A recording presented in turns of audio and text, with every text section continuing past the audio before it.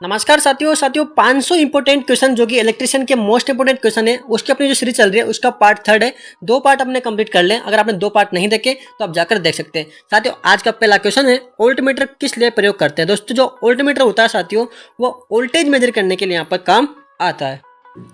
यहाँ पर आप देख सकते हैं वोल्टमीटर कैसा होता है। दोस्तों देखने में आप इस पर देख सकते चौकोर बॉक्स होता है जिसमें वी लिखा होता है। अगर इस पर जो है दोस्तों इस प्रकार का सिंबल बना हो तो ये एसी मेजर करेगा, और इस प्रकार का सिंबल बना हो तो दोस्तों ये डीसी करंट जो है मेजर करेगा। ये यहाँ पर एम्पेयर मीटर है साथियों, इसका भी अपन समझ लेते हैं। एमीटर किस लिए प्रयोग करते हैं, तो करंट मापने के लिए दोस्तों एमीटर का प्रयोग करते हैं। वाट मीटर का प्रयोग शक्ति मापने के लिए करते हैं। ओम मीटर का क्या मापता है, तो प्रतिरोध यानी कि रेजिस्टेंस मेजर करता है। शॉर्ट सर्किट क्या होता है, तो गलत कनेक्शन से धारा का सीधे बना। मान लीजिए दोस्तों यहाँ पर जो है फेज वायर आ रहा है, ठीक है, यहाँ पर आपका बल्ब लग रहा है, ठीक है, और यहाँ से वापिस ये आपका न्यूट्रल है जहाँ से जो है आपकी धारा वापस आनी है। लेकिन दोस्तों आपकी धारा यहाँ इस बल्ब में ना आकर सीधी यहीं से शॉर्ट हो जाए तो इसे कहेंगे अपन शॉर्ट सर्किट, ठीक है।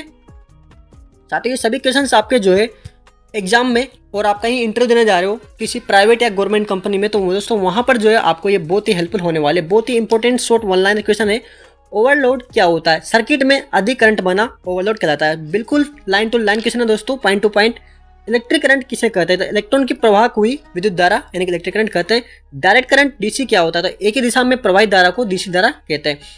अल्टरनेटिंग करंट यानी कि एसी क्या होता है, समय समय पर जो है दिशा बदलती रहती है जिस धारा की, उसे कहते हैं अपन एसी धारा। फ्रीक्वेंसी की इकाई क्या है, दोस्तों हर्ज होती है, आप यहाँ पर देख सकते हैं। फ्रीक्वेंसी मीटर दोस्तों इसको इस प्रकार से हर्ज में मेजर करते हैं। जो भारत में जो फ्रीक्वेंसी होती है दोस्तों 50 हर्ज होती है, ठीक है, कितनी होती है, 50 हर्ज होती है। अगला क्वेश्चन है, सुरक्षित और छुपी हुई वायरिंग के लिए इसे क्या कहते हैं, यानी कि कंडक्ट वायरिंग होती है, इससे छुपी हुई वायरिंग होती है, अपने आप के घरों में करते हैं कैसिंग कैपिंग वायरिंग। यहाँ पर आप देख सकते हैं कैसिंग कैपिंग वायरिंग में क्या होता है, तो वायरिंग को प्लास्टिक केबल या मेटल कवर में डाला जाता है।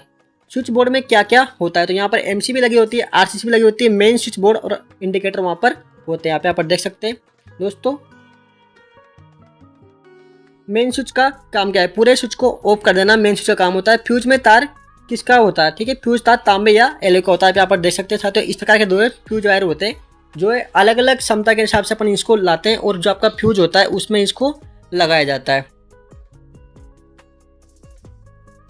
आगे दोस्तों अर्थिंग क्यों जरूरी होती है, दोस्तों शॉर्ट सर्किट से सुरक्षा के लिए दोस्तों अर्थिंग जरूरी होती है। जो लीकेज करंट होता है किसी बॉडी में, आपकी कूलर की बॉडी हो गई, गीजर हो गया, तो वहाँ पर जो इसकी बॉडी में अगर मान लीजिए दोस्तों यहाँ पर करंट आएगा तो वो क्या है, अगर आपको इसको अर्थिंग कर देंगे तो जो करंट है वो आपका अर्थिंग जमीन में चला जाएगा। आप यहाँ पर देख सकते हैं अर्थिंग इस प्रकार की होती है दोस्तों। यहाँ पर जो है ये एक प्लेट लगाई जाती है, इसमें एक पाइप लगाया जाता है, एक वायर लगाया जाता है, ठीक है, यहाँ से इसमें जो है पानी डाला जाता है। ये जमीन वाला हिस्सा है, ये पूरा हिस्सा जो है जमीन में रहता है। अर्थिंग की वीडियो आप देख सकते हैं, प्ले लिस्ट में है, वहाँ पर कंप्लीट हमने इन्फॉर्मेशन दे रखी है, कंप्लीट वीडियो बना रखी है जिसमें आप बता रखा है कि आपको जो है अर्थिंग कैसे करनी है। रिंग मेन सिस्टम क्या होता है दोस्तों, सर्किट को गोल चक्कर में जोड़ना। दोस्तों आपका जो सर होता है, मान लो आपका सर है, तो यहाँ पर एक रिंग मेन बनाई जाती है टावर के द्वारा, जहाँ पर जो है 2-3 जगह से सप्लाई इसमें इनपुट के रूप में दिया जाता है। मान लीजिए सप्लाई ब्रेक हो जाए तो यहाँ से जो सप्लाई को लिया जाता है, ये भी बंद हो जाए तो यहाँ सप्लाई को लिया जाता है, जहाँ तक इनको सुधारा जाता है, ठीक है, इसे रिंगमैन कहते हैं। सिंगल पेज वायरिंग में कितने वायर होते हैं, तो तीन वायर होते हैं, R Y B. Single page में क्या होता है, एक होता है पेज वायर जो कि लाल कलर का होता है, और एक होता है ब्लैक कलर का जो कि न्यूट्रल होता है, न्यूट्रल ये होता है आपका पेज, और एक होता है दोस्तों अर्थ का, ठीक है, इसको होता है ग्रीन कलर का। सीलिंग रोज क्या होता है दोस्तों, लाइट फैन के लिए छत से कनेक्शन पॉइंट होता है। दोस्तों आपने देखो छोटी वाली डिब्बी, उसको कहते हैं अपन, ट्यूबलाइट के बगल में छोटी डिब्बी दिखती है गोल वाली, उसको कहते हैं अपन सीलिंग रोज। एसी मोटर के प्रकार बताइए, synchronous motor, induction motor, single page, 3 page. DC motor के प्रकार बताइए, शंट, सीरीज और कंपाउंड।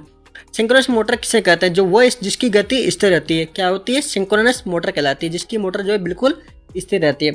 इंडक्शन मोटर की मुख्य विशेषता क्या है, ये ब्रश या कम्यूटेटर नहीं होता है, ठीक है, ब्रश या कम्यूटेटर नहीं होता है। सिंगल पेज इंडक्शन मोटर में क्या होता है, तो स्टार्टिंग रेजिस्टेंस या कैपेसिटर होता है। यहाँ आप देख सकते हैं दोस्तों सिंगल पेज इंडक्शन मोटर है और 3 पेज इंडक्शन मोटर है। यहाँ पर आप देख सकते हैं इस प्रकार से जो है इस मोटर को आप देखकर पहचान सकते हैं। इसकी वाइंडिंग को दोस्तों 3 पेज के हिसाब से यहाँ पर जो है बनाया जाता है, इसकी वाइंडिंग को जो है 2 पेज के हिसाब से यहाँ पर बनाया जाता है। कैपेसिटर लगाकर यहाँ पर जो है सिंगल पेज को 2 पेजों में यहाँ पर डिवाइड किया जाता है। 3 पेज इंडक्शन मोटर किसे कहते हैं, 3 फेज से चलने वाली मोटर होती है। ट्रांसफॉर्मर की एफिशिएंसी कैसे बढ़ाते हैं, तो कम लोहे का नुकसान और बेहतर कॉइलिंग करके। स्टेप ट्रांसफार्मर क्या कहलाता है, तो वोल्टेज बढ़ाता है, ठीक है। स्टेप डाउन क्या करता है, वोल्टेज घटाता है। ऑटो ट्रांसफार्मर किस लिए होता है, तो छोटा वोल्टेज परिवर्तन और कम लागत के लिए, ठीक है। इंडक्शन मोटर आप यहाँ पर देख सकते हैं।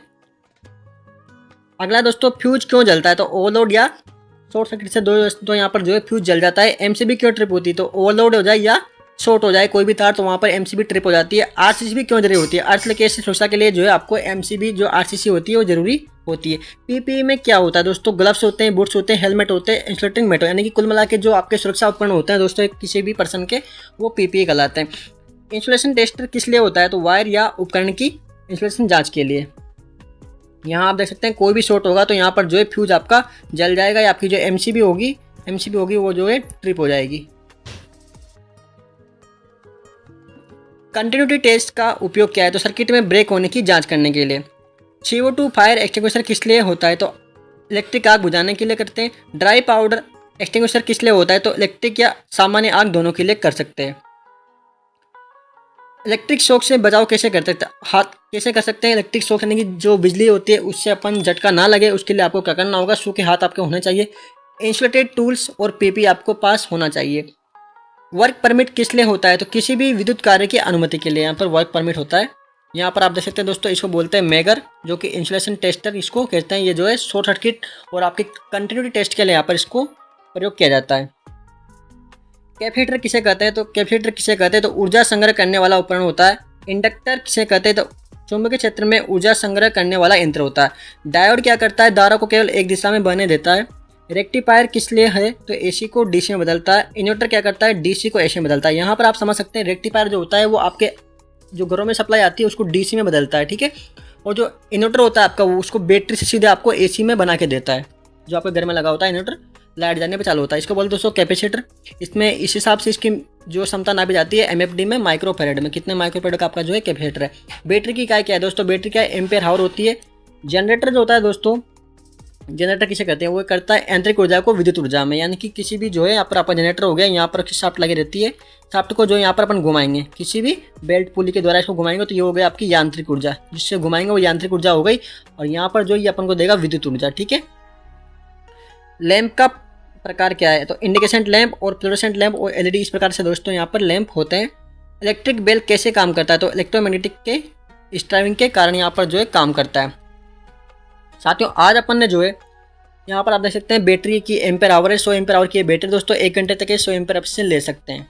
साथियों आज अपन ने यहाँ पर जो है जो तीसरा पार्ट था इलेक्ट्रिशियन का क्वेश्चनों का वो यहाँ पर कंप्लीट कर लिया। अपना जो टारगेट है वो 500 क्वेश्चन का है दोस्तों। बहुत ही इंपॉर्टेंट क्वेश्चन, बिल्कुल लाइन टू लाइन क्वेश्चन है दोस्तों, आपको हर एग्जाम में देखने को मिलेंगे। आप किसी भी प्राइवेट जो कंपनी है कैंपस में प्लेसमेंट में जा रहे हैं या फिर जो इंटरव्यू देने जा रहे हैं, यहाँ पर आप ITI स्टूडेंट है तो आपके लिए बहुत ही हेल्पफुल होने वाली है दोस्तों। अगला पार्ट भी जल्दी आएगा। आई होप दोस्तों आपको वीडियो पसंद आई होगी। मिलते हैं अगली वीडियो में, तब तक के लिए जय Hind. Subscribe now and press the bell icon. Never miss an update.